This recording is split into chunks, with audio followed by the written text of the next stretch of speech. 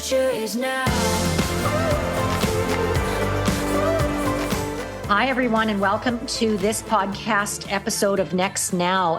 And it has been a busy summer. If you're listening, these are fall episodes for the Next Now podcast.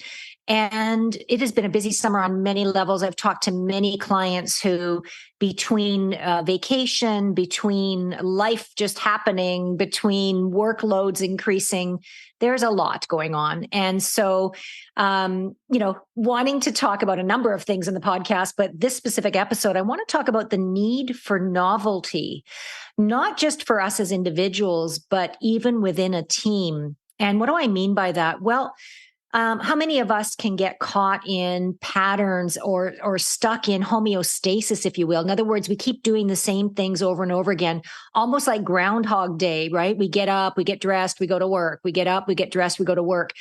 And research has found that if we do not have novelty, if we do not introduce novelty, people can become disengaged quite quickly. So even think about yourself. If you're doing the same thing over and over again and you don't have novelty, and for some people have a higher need for like daily novelty. Other people have need for maybe weekly novelty. Others might have need for monthly novelty. And by novelty, I mean doing something new or different that gets us out of that grind, or that gets us away from feeling like we're just going through the motions, or from a team perspective, or that we're literally being taken for granted. And this comes up to me because I had a call with a client recently where he was describing his team and how all of a sudden someone was not happy on the team. And my question to him is, well, have you been doing your regular one-on-ones? Because for those of you that follow me and listen to me, you know that as a leadership expert, I believe that communication is a critical component of making sure we keep people engaged.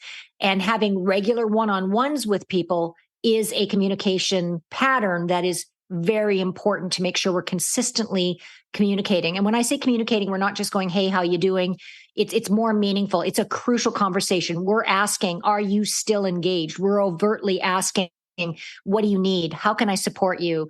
How are you doing right now? What are your struggles? What are your challenges? What's working? It's basically a true one-on-one where we're wanting to know exactly what's going on. If you're doing those consistently, then you wouldn't have the situation like my client did, where all of a sudden he has this unhappy employee. And when I asked him about the one-on-ones, he admitted that he hadn't been doing that consistently, that he'd kind of fallen off.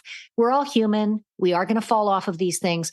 But that's kind of, for me, again, as a coach looking for patterns, it's like I'm looking for the patterns of consistent communication. I'm looking for the patterns to show why something is occurring. So in this case, dissatisfied employee has occurred because of a lack of novelty. Because as I continued to ask the client more questions, he said, we've been going through this major project. It's been a very intensive project.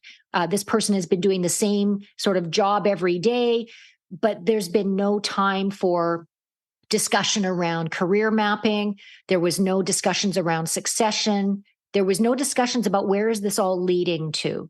So eventually the employee came to this person and said, I'm unhappy. I'm looking at other opportunities.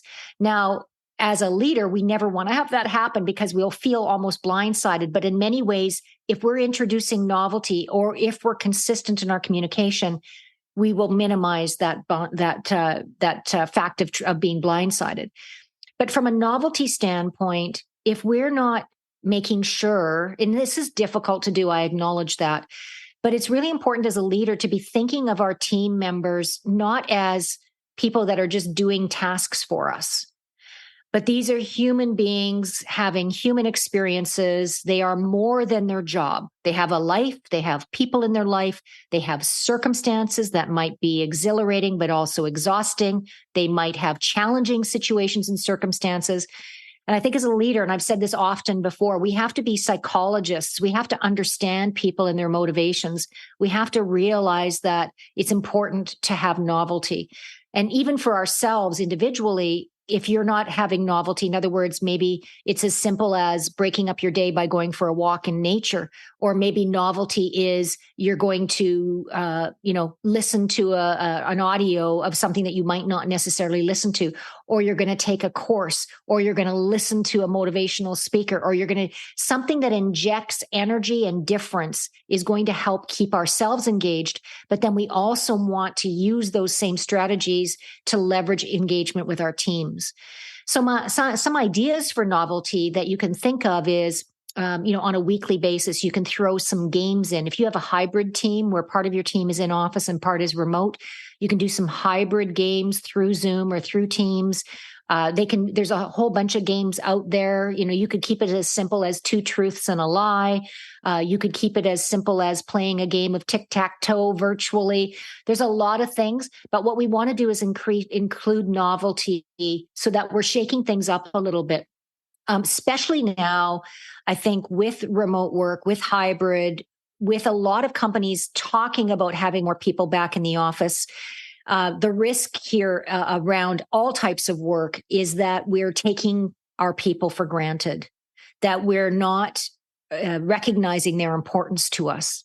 And novelty can also be having those, heart-to-heart conversations. Like, it's very refreshing for a worker to have a leader who can have those crucial conversations around life. And sometimes novelty is where you're sharing your vulnerability as a leader to say, here's what I'm struggling with, or here's what I'm learning, or here's where I'm going to get resources and help. So I want you to think of novelty as introducing something that's new and vibrant and increases engagement, increases dialogue, increases that sense of being alive. And so for yourself, my call to action for you is, what's some novelty that you can add to your days or your week? And then the next level ask from you is, how can we introduce novelty to our teams? Is that an activity? Is it upping the content or the quality of our one-on-one conversations? Is it having the team, interact with each other as buddies more frequently, or more peer support? There's more there, and I'll share it on future episodes. But I really wanted this podcast to give you energy and insight and thinking around novelty and the importance of that for us individually and for our teams, feeling alive, feeling engaged, feeling part of something more than just the mundaneness of doing tasks and doing the repetitive things that work sometimes requires us to do. Hope you enjoyed this episode. We'll see you on the next one. Take care.